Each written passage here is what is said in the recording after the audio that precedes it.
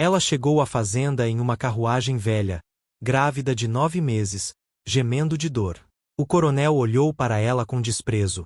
Mais um investimento ruim. Mas quando o bebê nasceu naquela noite, quando o coronel foi inspecionar sua mercadoria nova na manhã seguinte, algo impossível aconteceu. Ele pegou o bebê nos braços. A criança abriu os olhos. E olhou. Realmente olhou. E o coronel, homem que nunca chorava, que nunca sentia, simplesmente desabou. Caiu de joelhos segurando o bebê, corpo sacudindo com soluços. Lágrimas que não caíam há 20 anos inundaram seu rosto. O que você fez comigo? Ele sussurrou.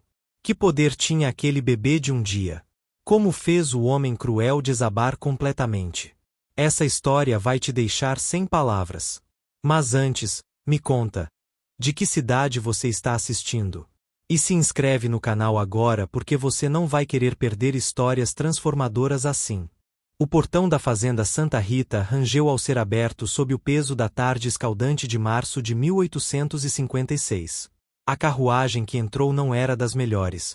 Madeira velha, rodas desalinhadas, cobertura rasgada que mal oferecia sombra. Mas o que chamou a atenção imediata dos trabalhadores que pararam para observar não foi o estado do veículo, mas os sons que vinham de dentro. Gemidos. Baixos, contínuos, pontuados por ocasionais gritos abafados de dor aguda. Coronel Francisco Almeida estava na varanda da Casa Grande, revisando papéis de exportação de café quando ouviu a carruagem. Levantou olhos com irritação. Não esperava entregas hoje, e interrupções eram algo que tolerava mal. Rodrigo. Chamou o feitor, homem robusto de 40 anos com cicatrizes que contavam história de décadas impondo disciplina brutal. O que é isso? Rodrigo aproximou-se da carruagem, olhou dentro, e sua expressão mudou de curiosidade para algo entre surpresa e alarme. Senhor, é a escrava que mandou buscar em Vassouras. A que comprou do espólio do barão Ferreira. E, Francisco desceu os degraus da varanda, aproximando-se. Por que o barulho? Ela está, em trabalho de parto, senhor.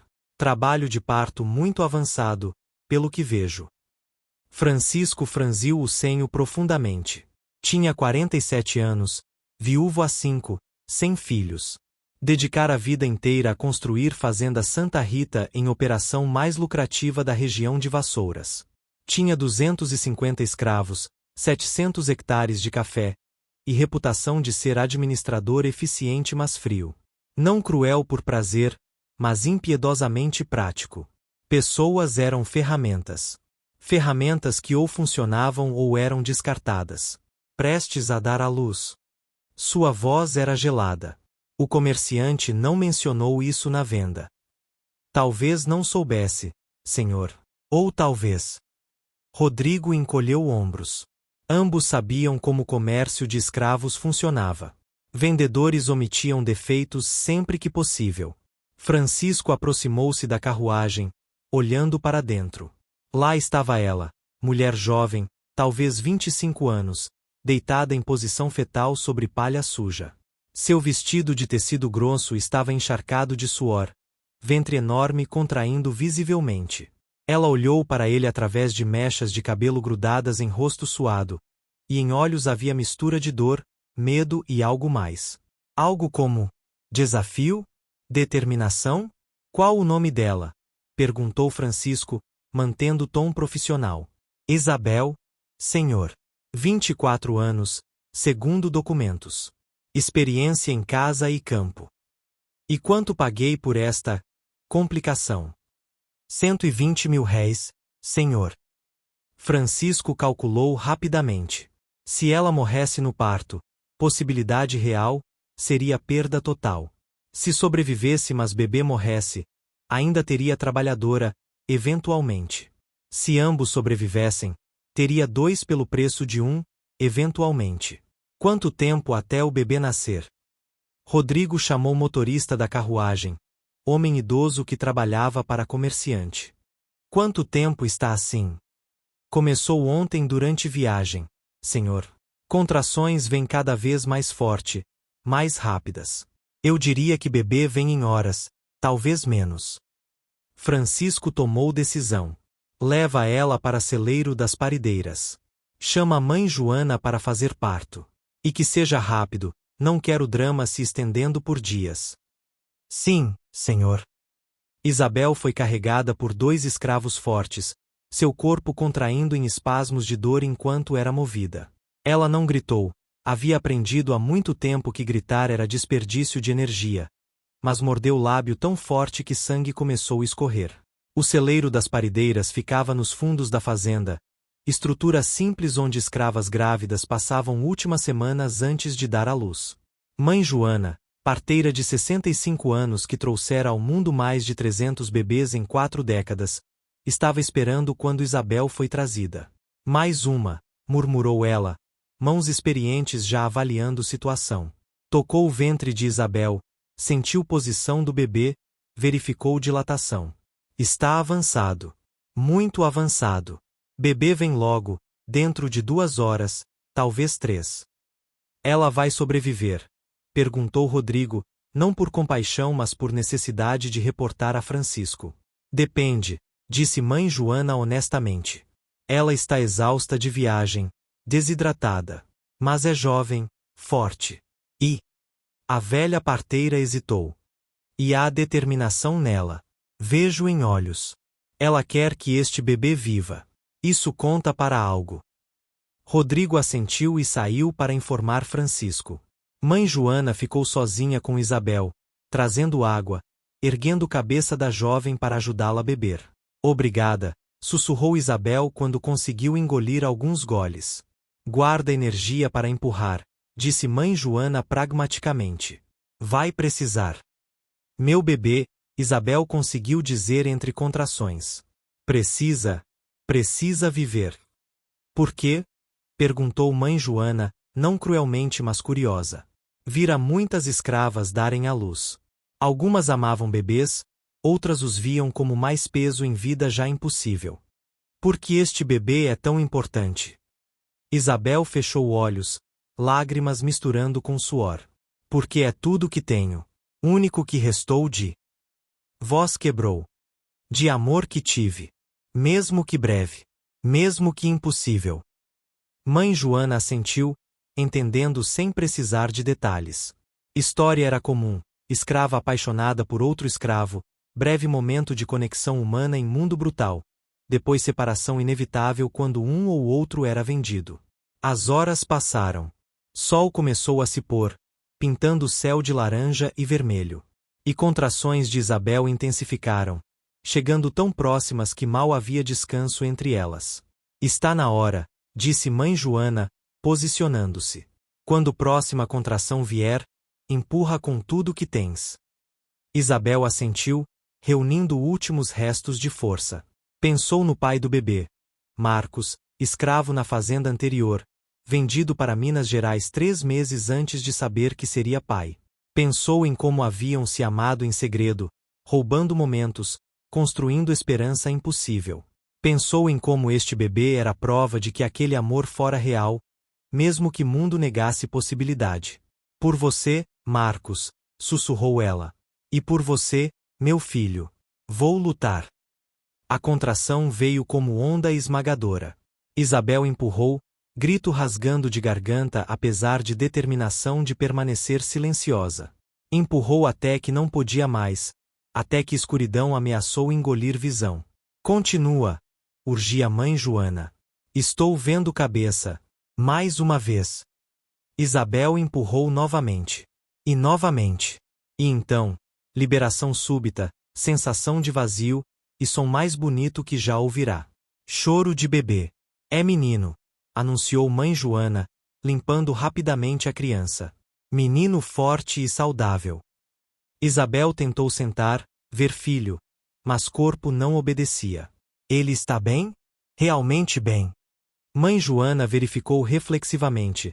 10 dedos, 10 dedos dos pés, respiração clara, batimento cardíaco forte.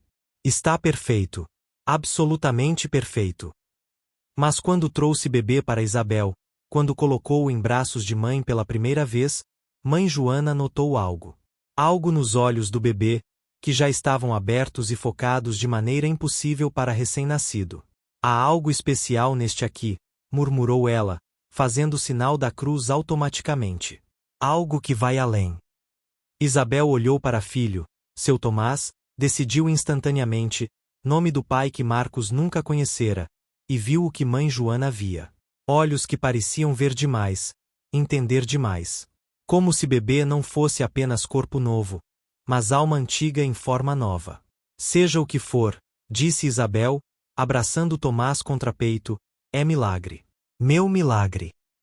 Ela não sabia quão certa estava. Porque Tomás não era apenas bebê. Era catalisador.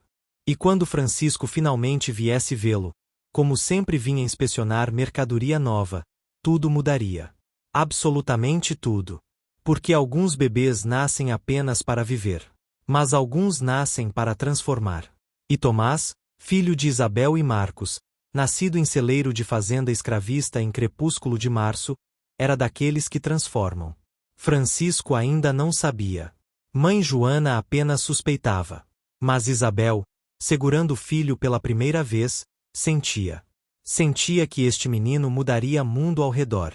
Não sabia como, não sabia quando. Mas sabia. E estava certa. Francisco Almeida não era homem de adiar responsabilidades. Na manhã seguinte ao nascimento, às 7 horas precisas como sempre, estava de pé e vestido. Tomou café forte e pão com manteiga enquanto revisava livros de contas. Depois, como parte de rotina, foi inspecionar o que havia de novo na fazenda. Rodrigo o encontrou no caminho. Senhor, sobre a escrava que chegou ontem. Sobreviveu ao parto? Sim, senhor. Ela e o bebê. Mãe Joana diz que ambos estão surpreendentemente bem considerando circunstâncias. Bom, menos perda de investimento. Francisco não sorriu, mas havia satisfação em voz. Vou inspecionar agora. Preciso registrar nascimento nos livros, avaliar quando mãe pode voltar ao trabalho. Eles caminharam até celeiro das parideiras. O dia estava claro e quente, promessa de calor intenso mais tarde. Francisco entrou no celeiro com passos medidos, Rodrigo atrás dele. Isabel estava acordada, sentada em esteira, amamentando Tomás. Quando a porta abriu e viu Francisco, instintivamente puxou o bebê mais perto, medo primitivo de mãe protegendo o filho. Senhor, disse ela, cabeça baixa como era esperado. Levanta a cabeça, ordenou Francisco. Quero ver teu rosto, verificar se está saudável o suficiente para trabalhar logo. Isabel obedeceu, erguendo o rosto. Francisco estudou-a com olhar clínico, verificando cor de pele para sinais de anemia, clareza de olhos, firmeza de postura. Satisfeito que ela recuperaria adequadamente, virou atenção para bebê. Esse é o menino. Sim, senhor. Seu nome é Tomás. Eu dou nomes aqui, disse Francisco automaticamente, embora na verdade raramente se importava com como escravos chamavam filhos. Mas Tomás serve. É nome cristão adequado. Ele aproximou-se, estendendo mãos. Deixa-me ver. Isabel hesitou apenas fração de segundo antes de obedecer. Entregou Tomás para mãos de Francisco, coração apertando com medo irracional de que bebê não seria devolvido. Francisco pegou Tomás com eficiência impessoal de alguém verificando ferramenta nova. Virou, inspecionando. Contou dedos automaticamente, verificou que não havia deformidades óbvias. Tudo parecia em ordem. Bebê saudável, bem formado. Peso bom, comentou Francisco. Deve ter pelo menos 3 quilos. Bom sinal de saúde futura. Estava prestes a devolver bebê quando Tomás abriu olhos. Não movimento reflexivo de recém-nascido, mas ação deliberada. E olhou diretamente para Francisco. Francisco congelou. Completamente congelou. Porque aqueles olhos, castanhos profundos com flechas douradas que captavam luz da manhã, estavam vendo. Realmente vendo. Não apenas luz e sombra como bebês deveriam ver, mas vendo ele. Vendo através dele. E naquele olhar, Francisco viu algo que não vira em décadas. Viu a si mesmo. Não versão que apresentava ao mundo, homem de negócios eficiente, proprietário respeitado, cristão devoto que ia à igreja todos os domingos. Mas versão real. Versão que escondera tão profundamente que quase esquecera que existia. Viu o homem que escolhera lucro sobre humanidade em cada encruzilhada. Viu decisões que tomara, separar famílias porque era economicamente conveniente, vender crianças longe de mães porque compradores pagavam mais por jovens sem vínculos, trabalhar pessoas até exaustão porque aumentava a produção. Viu tudo com clareza brutal, inescapável. E com visão veio o sentimento. Sentimento que Francisco cultivara a vida inteira evitando. Culpa. Não culpa superficial que podia racionalizar, mas culpa profunda que atingia a alma. Culpa por cada pessoa quebrada, cada família despedaçada, cada vida destruída em nome de eficiência e lucro. Não, sussurrou Francisco, mas não conseguia desviar o olhar de Tomás. Isto não pode. Tomás continuou olhando. E lentamente, impossível como era para bebê de um dia, sorriu. Não sorriso de julgamento ou condenação, mas sorriso de compreensão, perdão, como se bebê visse tudo que Francisco era, tudo que fizera, e mesmo assim oferecesse algo mais. E foi isso, esse perdão impossível, essa aceitação incompreensível, que quebrou Francisco completamente. Suas pernas cederam. Simplesmente cederam sob ele. Caiu de joelhos, ainda segurando Tomás, corpo sacudindo com soluços que não vinham há mais de 20 anos. Senhor! Rodrigo correu para a frente, alarmado. Senhor, o que aconteceu? Está doente. Mas Francisco não conseguia responder. Apenas chorava. Chorava de maneira que não chorara desde morte de esposa 5 anos atrás. Não, mais que isso. Chorava de maneira que não chorara desde criança, antes que aprendesse que homens de posição não mostram fraqueza, que proprietários de escravos não podem se dar ao luxo de sentimentos. Isabel observava com mistura de choque e confusão. Mãe Joana, que entrará ao ouvir comoção, parou na porta, boca aberta. O que o menino fez? Sussurrou ela, reverência na voz. Porque ficou óbvio para todos na sala que algo acontecerá. Algo que transcendia compreensão normal. Tomás, bebê de um dia, fizera algo a Francisco.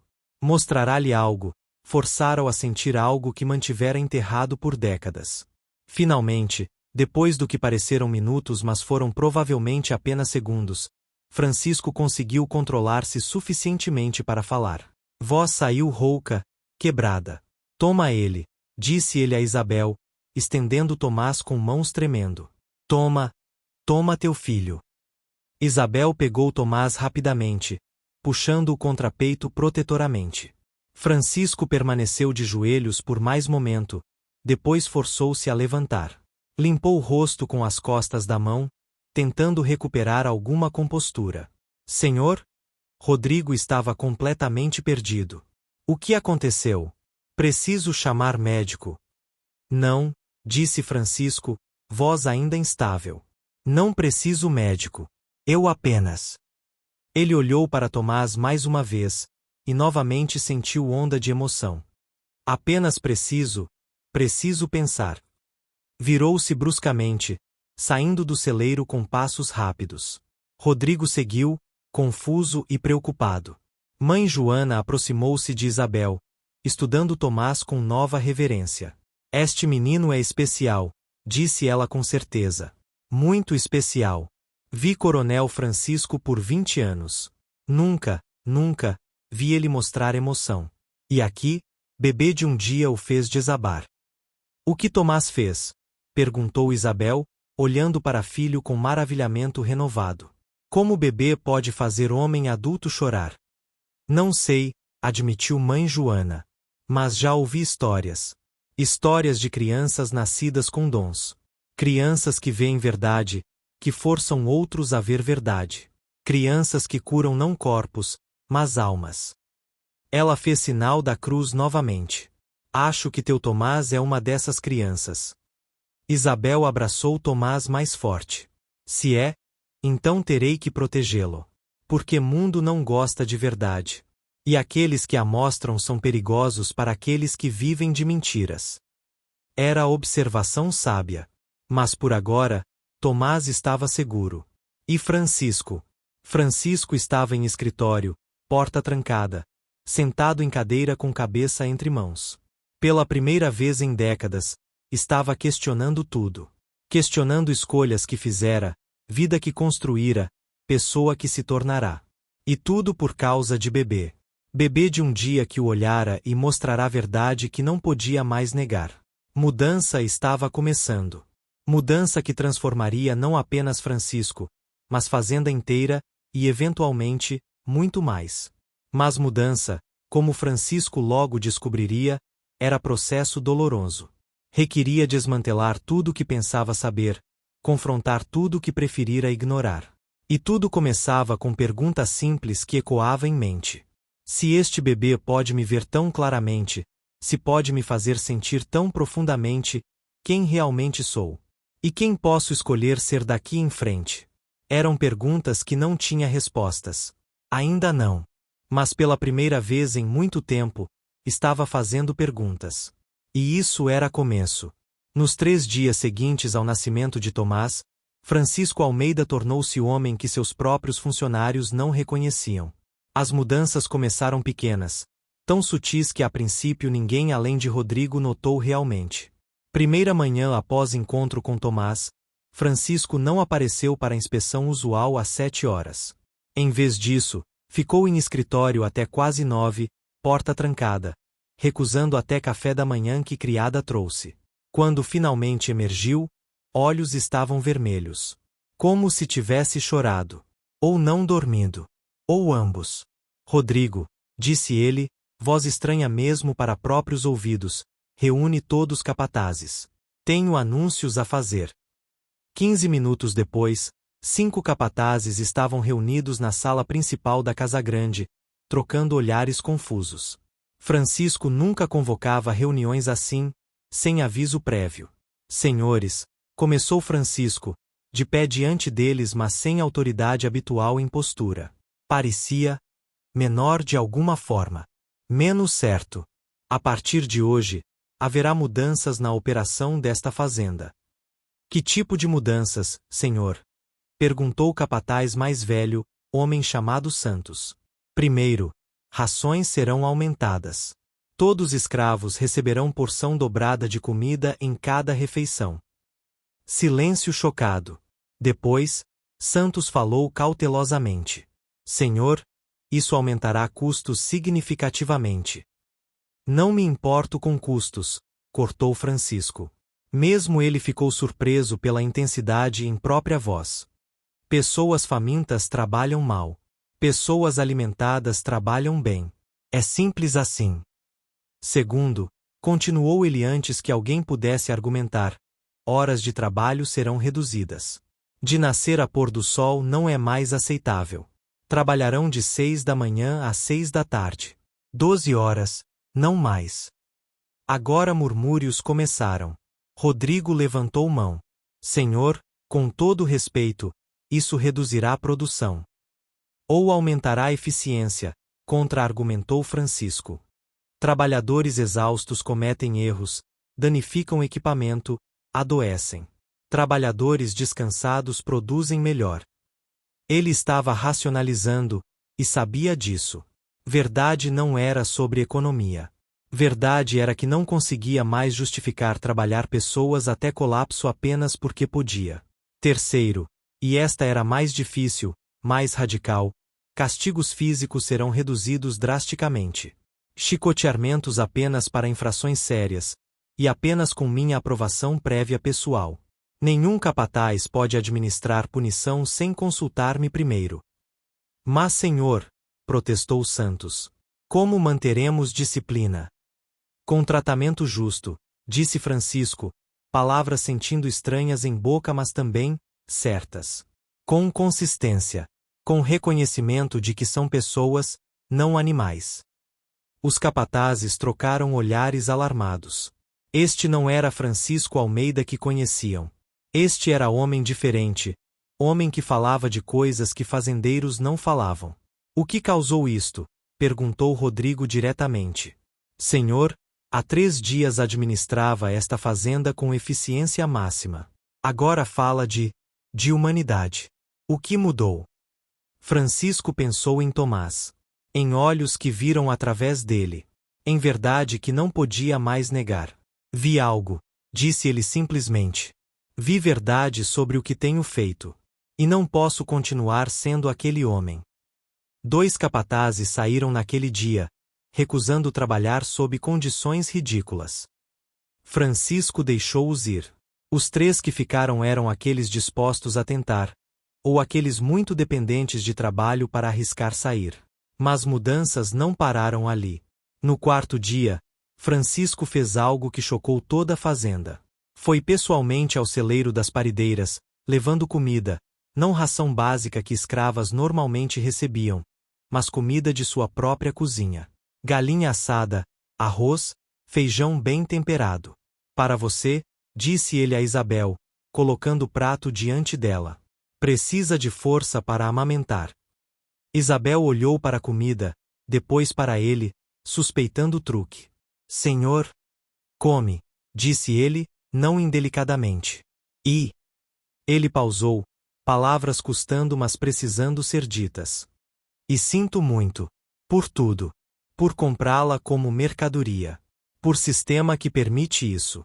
Por tudo. Isabel não sabia o que dizer. Escravos não recebiam desculpas de senhores. Não acontecia. Não era como o mundo funcionava. Tomás estava nos braços dela, acordado e alerta como sempre. Quando Francisco olhou para ele, sentiu novamente aquele olhar que via tudo, que entendia tudo. Mas desta vez, não o quebrou. Desta vez, fortaleceu. Como se Tomás estivesse dizendo: você está fazendo certo. Continue. Nos dias seguintes, mudanças continuaram acelerando. Francisco ordenou construção de cabanas melhores para famílias escravas. Trouxe médico da cidade para tratar doentes, não apenas aqueles valiosos o suficiente para merecer atenção, mas todos. Começou a permitir que casais ficassem juntos à noite em vez de separados por gênero. Os escravos notaram, obviamente. Sussurravam entre si, confusos e cautelosamente esperançosos. O que aconteceu com o coronel? Dizem que bebê novo fez algo a ele. Bebê? Como bebê pode mudar homem adulto? Não sei, mas algo mudou. E talvez seja para melhor. Mãe Joana observava tudo com satisfação crescente. Seu Tomás está transformando esta fazenda, disse ela a Isabel. Um coração por vez. Mas por quanto tempo? Preocupava-se Isabel. E se for temporário? E se Coronel voltar a ser como era? Não acho que voltará, disse mãe Joana pensativamente. Porque mudança nele é real. Posso ver. Ele não está fingindo bondade, está genuinamente transformado. Ela estava certa. Francisco não estava fingindo. Pela primeira vez em décadas, estava sentindo. E sentir, depois de anos de dormência emocional, era doloroso mas também libertador. Visitava Isabel e Tomás diariamente agora. Não por necessidade de inspecionar, mas por necessidade. Necessidade de ver Tomás, de sentir aquele olhar que o mantinha honesto, que o lembrava de por que estava mudando. Como está? Perguntava a Isabel, genuinamente interessado em resposta. Bem, senhor. Tomás está crescendo forte. Bom. Pausa. E você? Está se recuperando adequadamente? Era a pergunta que senhor não fazia à escrava. Mas Francisco não conseguia parar de fazer. Porque agora via Isabel não como propriedade, mas como pessoa. Mãe que amava filho, mulher que sofrerá, humana que merecia consideração. Uma semana após nascimento de Tomás, Francisco fez algo ainda mais radical. Convocou Isabel à casa grande, não para trabalhar, mas para conversar. Isabel veio nervosa, Tomás em braços. Entrar em casa grande era sempre arriscado. Significava atenção de senhor, e a atenção raramente era boa. Mas Francisco apenas indicou cadeira. Senta, por favor. Isabel sentou-se na beirada, pronta para levantar a qualquer momento. Quero te fazer pergunta, disse Francisco. E quero resposta honesta, mesmo que penses que não é o que quero ouvir. Sim, senhor. Se pudesses mudar algo sobre esta fazenda, sobre como é administrada, o que mudarias? Isabel piscou, completamente pegue de surpresa. Senhor, trabalhas aqui agora. Conheces sistema. Vês o que funciona, o que não funciona. Então diga-me, o que mudarias? Era pergunta impossível. Mas havia sinceridade em olhos de Francisco. Então Isabel, cuidadosamente, começou a responder. Falou sobre separação de famílias, sobre como a pior coisa que podia acontecer era ver filho vendido longe. Falou sobre castigos que pareciam excessivos para infrações menores. Falou sobre falta de educação para crianças, sobre como eram forçadas a trabalhar tão jovens que nunca aprendiam ler, escrever, contar. Francisco ouviu tudo, anotando mentalmente cada ponto. E quando ela terminou, disse algo que a chocou completamente. Obrigado.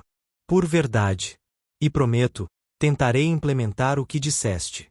Nem tudo imediatamente. Lei e sociedade têm limitações. Mas tentarei. Era mais que Isabel jamais esperara.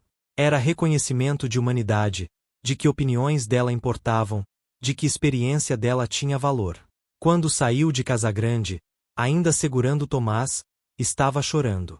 Não de tristeza, mas de algo parecido com esperança.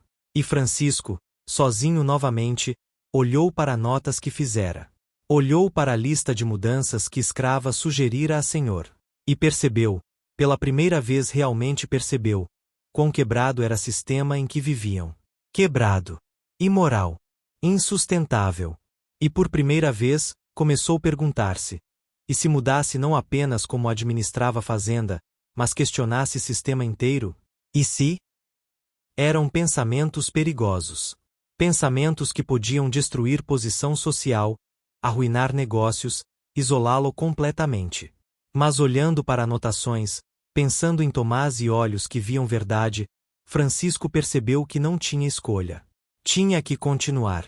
Tinha que mudar. Tinha que tentar. Mesmo que custasse tudo. A transformação de Francisco não passou despercebida pela sociedade ao redor. Em questão de 2 semanas, rumores se espalharam por toda a região de Vassouras como fogo em capim seco. Ouviu sobre Francisco Almeida. Dizem que está tratando escravos como gente. Aumentou rações, reduziu horas, até consulta com eles. Deve ter enlouquecido. Ou foi enfeitiçado. A última teoria ganhou tração especialmente depois que a história de Tomás começou a circular. Bebê estranho nasceu lá. Bebê que fez Francisco chorar apenas olhando para ele. É bruxaria, com certeza. O confronto veio numa tarde quente de abril. 3 fazendeiros vizinhos, Coronel Augusto Pereira, Barão Henrique Costa e Comendador José Silva, chegaram sem avisar, rostos sérios. Francisco, disse Augusto sem rodeios quando foram recebidos na sala, precisamos conversar sobre situação preocupante. Que situação? Perguntou Francisco, embora soubesse exatamente.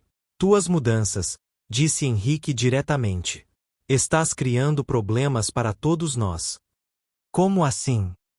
Escravos em nossas fazendas ouviram sobre teu tratamento melhorado, explicou José. E agora questionam. Por que Fazenda Santa Rita tem rações maiores? Porque lá trabalham menos horas. Estás estabelecendo precedente perigoso. Precedente de tratar pessoas como pessoas, perguntou Francisco calmamente. Pessoas. Augusto quase cuspiu palavra. São escravos. Propriedade. E quanto mais mole ficas com eles, mais dificulta para resto de nós manter disciplina. Francisco sentiu raiva antiga surgir, raiva de ser questionado, desafiado. Mas então pensou em Tomás, em olhos que viam verdade. E raiva transformou-se em algo mais frio, mais calculado.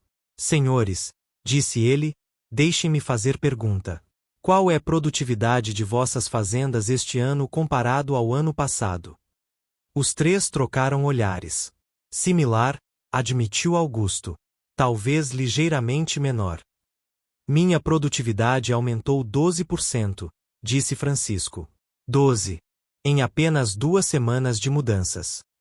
Impossível, disse Henrique. Verificai livros se quiserdes. Trabalhadores descansados e alimentados produzem mais. Trabalham com mais cuidado. Adoecem menos. Fogem menos. É simples economia. Mas o custo, protestou José. Rações dobradas, médicos, construção. É investimento, contra-argumentou Francisco. Investimento em manter propriedade, se insistis em chamá-los assim, funcionando com eficiência máxima. Cavalo faminto e exausto trabalha mal. Por que seria diferente com pessoas? Era argumento que apelava para a lógica deles, mesmo que motivação real de Francisco fosse muito diferente. Augusto levantou-se. Não vou discutir economia. Fato é que estás perturbando ordem. E se continuas, haverá consequências. Sociais. Talvez legais. Ameaças. Francisco também levantou, encarando. Avisos, corrigiu Augusto. De amigo. Antes que seja tarde demais. Depois que partiram, Francisco sentou-se pesadamente. Sabia que ameaças eram reais. Sociedade tinha maneiras de punir aqueles que desviavam de normas. Ostracismo social, recusa de fazer negócios, até acusações fabricadas. Mas quando pensou em recuar, em voltar a métodos antigos, pensou em Tomás. E não conseguiu. Então tomou decisão. Se sociedade queria guerra, teria guerra. Mas seria guerra de ideias, não violência. Começou escrevendo artigos para jornais do Rio de Janeiro, ensaios sobre economia de trabalho livre versus escravo, argumentos baseados não em moralidade, que sabia que maioria ignoraria, mas em pragmatismo puro. Trabalho livre é mais eficiente que forçado, escreveu. Trabalhador que tem stake em produção trabalha melhor que aquele trabalhando sob chicote. Alguns jornais publicaram. Outros recusaram, chamando ideias de radicais e perigosas. Mas palavras chegaram a pessoas certas, intelectuais, abolicionistas emergentes, até alguns políticos progressistas. E chegaram a ouvidos errados também. Fazendeiros conservadores ficaram furiosos.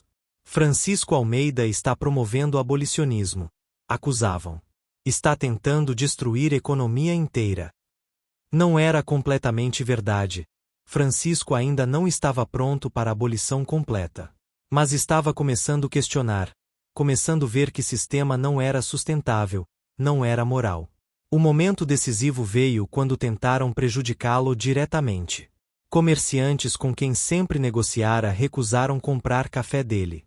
Ordens de cima, disseram. Não podemos fazer negócios com você. Poderia ter sido desastroso. Mas Francisco encontrou outros compradores, alguns no Rio, alguns até na Europa, onde o movimento abolicionista crescia. E descobriu que havia mercado para café produzido sob condições humanas. Pequeno mercado, mas existente. Sobreviveu. E no processo, provou algo a si mesmo, que podia existir fora de sistema, que não precisava conformar-se para sobreviver. Mas tensão cobrou preço. Francisco dormia mal, preocupando-se com o futuro, com decisões que tomara. Foi numa dessas noites sem sono que foi novamente ao celeiro. Encontrou Isabel acordada, amamentando Tomás à luz de vela. Perdão, disse ele. Não queria interromper. Não interrompeu, senhor. Tomás não dorme muito à noite ainda. Francisco sentou-se em caixote perto da porta. Posso ficar? Apenas. Preciso não estar sozinho. Isabel assentiu, surpresa mas não desconfortável. Ficaram em silêncio por minutos. Então Francisco falou. Estou destruindo tudo que construí. Posição social, negócios, amizades. Tudo por causa de... Ele olhou para Tomás. Por causa de bebê que me mostrou verdade. Arrepende-se? Perguntou Isabel suavemente. Não. Isso é o que me assusta. Deveria me arrepender. Deveria voltar atrás, proteger o que tenho. Mas não consigo. Porque agora que vi, realmente vi, não posso desviar. Tomás terminou mamar, e Isabel o colocou em ombro para arrotar. Francisco observava, fascinado pela normalidade do ato, pela humanidade simples dele. Posso? Perguntou ele hesitantemente. Posso segurá-lo? Isabel hesitou apenas momento antes de concordar. Passou Tomás para braços de Francisco. E novamente, Tomás olhou para ele. Mas desta vez, não foi confrontação. Foi algo mais suave. Algo como: aprovação? Encorajamento? Você me salvou, sussurrou Francisco para bebê. Salvou-me de me tornar monstro completo. E agora? Lágrimas começaram a cair novamente. Agora não sei como voltar a ser humano completamente, mas estou tentando.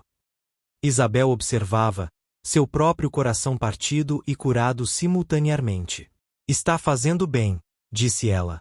Pela primeira vez desde que cheguei, sinto esperança de que talvez o mundo possa ser diferente. Francisco devolveu Tomás, limpou olhos. Obrigado. Por tudo. Por perdão que não mereço, por paciência com tentativas fracas de fazer melhor. Tentativas não são fracas, disse Isabel firmemente. São corajosas. E coragem é o que precisamos. Francisco saiu sentindo-se marginalmente melhor. Caminho à frente era incerto, perigoso. Mas não estava sozinho. Tinha Isabel, Tomás, e crescente número de trabalhadores que começavam a acreditar que mudança era possível. Era suficiente. Tinha que ser. 6 meses após nascimento de Tomás, Fazenda Santa Rita era irreconhecível. As mudanças que Francisco implementara gradualmente transformaram não apenas a operação, mas a atmosfera inteira. Escravos, embora ainda legalmente escravos, viviam em condições melhores que a maioria de trabalhadores livres em outras fazendas. Tinham casas decentes, comida adequada, atendimento médico. Crianças abaixo de 10 anos não trabalhavam. Em vez disso, frequentavam escola improvisada que Francisco estabelecera, com professor contratado da cidade. E produtividade continuou aumentando. Trabalhadores motivados e saudáveis produziam café de qualidade superior, em quantidades que rivalizavam fazendas 2 vezes maior. Mas Francisco sabia que não era suficiente. Porque no fundo, sistema ainda era escravidão. Ainda era propriedade. E não importava quão gentil fosse prisão, ainda era prisão. Foi pensamento que o mantinha acordado à noite. Pensamento que finalmente o levou a tomar decisão mais radical. Numa manhã de outubro, convocou todos os trabalhadores da fazenda. Todos os 250. Reuniu-os no terreiro central, sob sol já forte. Tenho anúncio, disse ele, de pé em plataforma improvisada para que todos pudessem ver e ouvir. Anúncio que mudará tudo. Silêncio expectante caiu. Ao lado, Rodrigo, único capataz original que permanecerá, olhava nervoso. Tinha ideia do que viria. Durante 6 meses, continuou Francisco, tentei melhorar condições aqui. Dei comida melhor, casas melhores, tratamento médico. Mas percebi, não é suficiente. Porque enquanto sois legalmente escravos, não sois livres. E sem liberdade, humanidade completa é impossível. Murmúrios começaram a percorrer multidão. Então decidi, disse Francisco, voz fortalecendo, começar processo de alforria. Para todos. Explosão de reações, gritos, choros, descrença. Alguns pensaram que ouviram errado. Outros que era truque cruel. Não posso libertar todos imediatamente, explicou Francisco quando o barulho diminuiu. Lei exige processo gradual. Mas começando hoje, cada mês libertarei 10 pessoas. Começando com mais velhos e doentes, então famílias com crianças, então outros em ordem que decidirmos juntos. E aqueles ainda não livres, gritou alguém. Receberão salários, disse Francisco. Pequenos inicialmente, mas salários reais. E quando forem libertados, terão opção: ficar aqui como trabalhadores livres com salários completos, ou partir com dinheiro suficiente para começar nova vida. Silêncio chocado. Depois, explosão de alegria. Pessoas chorando, abraçando, caindo de joelhos em gratidão. Isabel estava na multidão, segurando Tomás de 6 meses.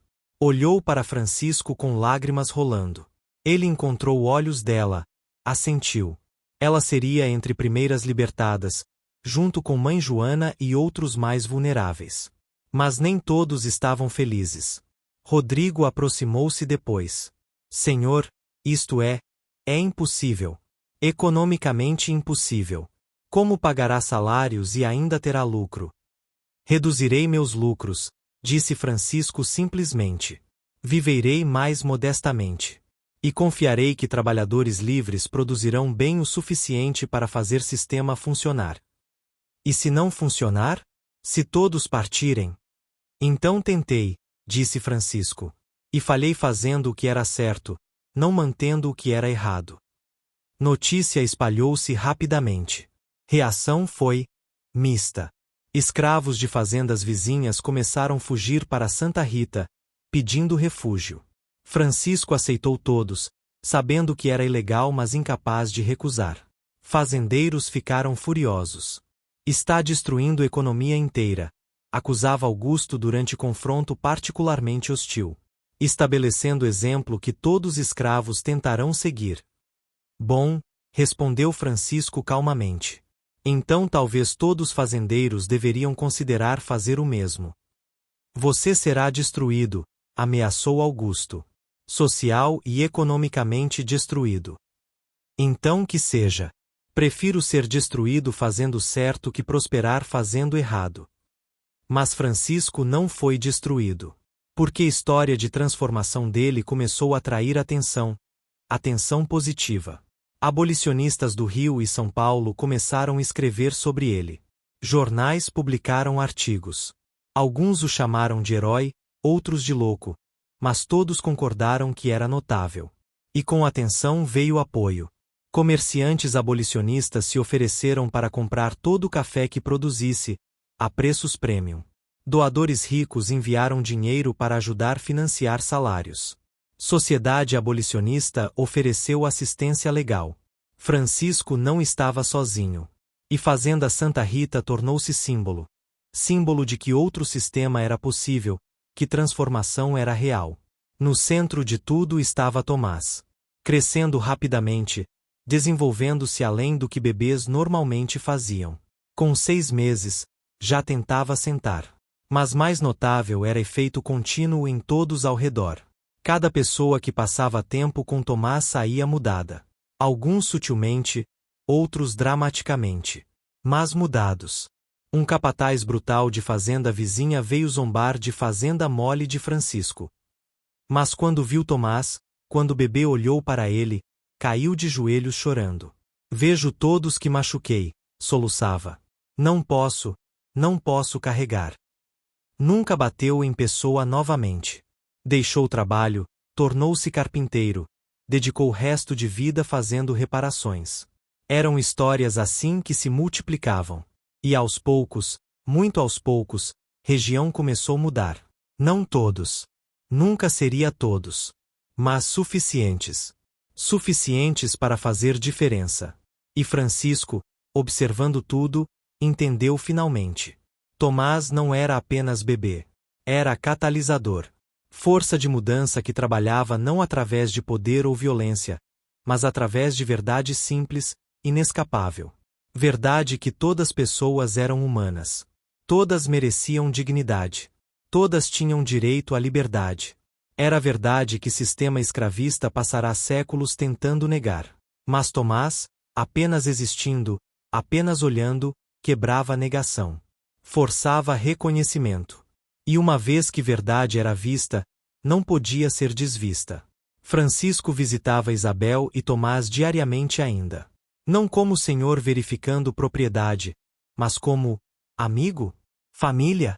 Relacionamento não tinha nome adequado em sociedade que os criará, mas era real. Obrigado, disse ele a Isabel um dia. Por Tomás. Por paciência comigo. Por acreditar que mudança era possível. Você mudou a si mesmo, disse Isabel. Tomás apenas mostrou o caminho. Você escolheu caminhar. Ainda assim, sem ele, eu teria continuado sendo monstro. Não era monstro, disse Isabel pensativamente. Era homem perdido. Há diferença. Monstros não podem ser salvos.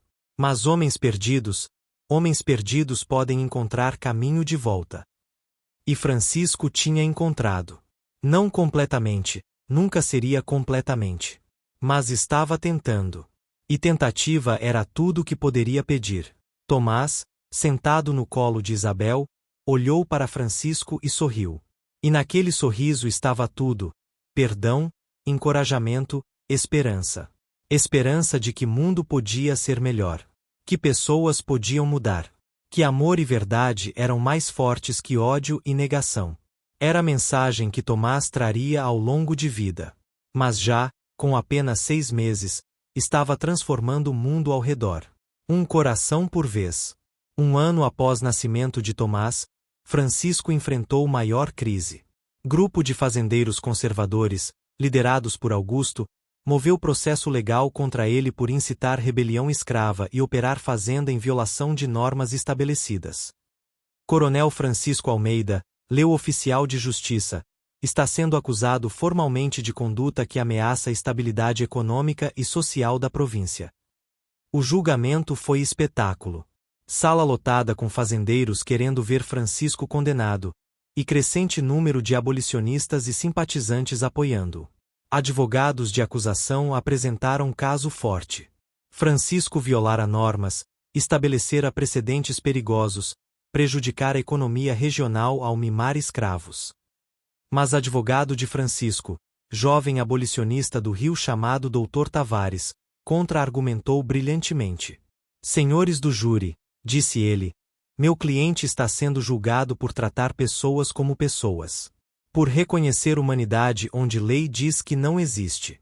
Se isto é crime, então lei é criminosa. Argumento era arriscado, essencialmente atacando o sistema inteiro. Mas ressoou com alguns. Testemunhas vieram falar. Isabel testemunhou sobre transformação que vira, sobre como vida mudará. Trabalhadores libertados falaram sobre dignidade recuperada. E então algo inesperado aconteceu. Mãe Joana, agora com 66 anos e libertada 3 meses antes, pediu para testemunhar. Vi muitas coisas em vida longa, disse ela. Vi crueldade que quebraria almas mais fortes. Mas também vi transformação. Vi homem mudar completamente porque bebê mostrou-lhe verdade. Bebê? Juiz interrompeu. Explique. Então mãe Joana contou. Contou sobre Tomás, sobre o nascimento dele, sobre como Francisco desabara ao olhar nos olhos de criança. Alguns riram, descartando como superstição. Mas outros, especialmente aqueles que conheciam Francisco antes, ficaram silenciosos. Porque transformação era inegável. E explicação, por mais impossível, fazia sentido. Júri deliberou por 2 dias. Quando retornaram, veredicto foi dividido. Declaramos Coronel Francisco Almeida, não culpado de incitar rebelião, mas culpado de violar normas estabelecidas. Sentença: multa de 5 contos de réis. Era vitória parcial. Francisco pagaria a multa, mas manteria mudanças. Quando deixou o tribunal, multidão esperava. Metade o aplaudia. Metade o vaiava. Mas ele sobrevivera. Vencemos? Perguntou Isabel, que esperava com Tomás. Sobrevivemos, corrigiu Francisco. E às vezes, sobrevivência é vitória suficiente. Tomás, agora com 1 ano, estendeu braços para Francisco. Ele pegou criança, segurando-a firme. Por você, sussurrou ele. Tudo por você. Mas sabia que não era verdade. Era por si mesmo também. Por chance de redenção, de ser homem melhor. E por todos que viriam depois, que se beneficiariam de mudanças que começara. 28 anos depois, em 1888, Brasil aboliu a escravidão. Lei Áurea finalmente terminou instituição brutal que manchara país por séculos. Francisco, agora com 75 anos, ouviu notícia com lágrimas de alegria. Viverá para ver. Lutara para ver. E Fazenda Santa Rita ajudara a provar que outro sistema era possível. Tomás, agora jovem de 28 anos, estava ao lado. Crescerá em homem notável. Ainda tinha olhos que viam verdade, ainda tinha presença que transformava. Mas usava dons não para condenar, mas para curar e inspirar. Vencemos, tio Francisco, disse ele, usando o título de afeto que adotará anos antes. Você venceu, disse Francisco. Tudo começou com você. Isabel, agora com 53, viúva de trabalhador livre com quem casara anos atrás, aproximou-se. Não foi só Tomás. Foi todos nós, escolhendo construir algo diferente. Francisco morreu 3 meses depois, pacificamente. Funeral foi enorme, centenas vieram, tanto ex-escravos quanto fazendeiros que finalmente entenderam que ele estava certo. Tomás continuou o trabalho do pai adotivo. Viajou por Brasil, falando sobre transformação, sobre poder de verdade, sobre possibilidade de mudança. E onde ia, as pessoas sentiam. Sentiam o que Francisco sentirá, confrontação com verdade, impossibilidade de continuar negando humanidade. Tomás viveu até 82 anos, vendo o Brasil transformar-se lentamente. Quando morreu em 1938, deixou legado de transformação que tocará milhares. História de nascimento dele tornou-se lenda. Bebê que nasceu prestes a morrer, que fez Senhor cruel desabar, que catalisou revolução silenciosa. Hoje, descendentes de Isabel, Tomás e até Francisco vivem por Brasil. E história é contada como lembrança. Lembrança de que mudança é possível. Que até cruéis podem transformar. Que verdade é mais forte que negação. E que às vezes, tudo o que precisa é olhar nos olhos de criança. E ver. Realmente ver.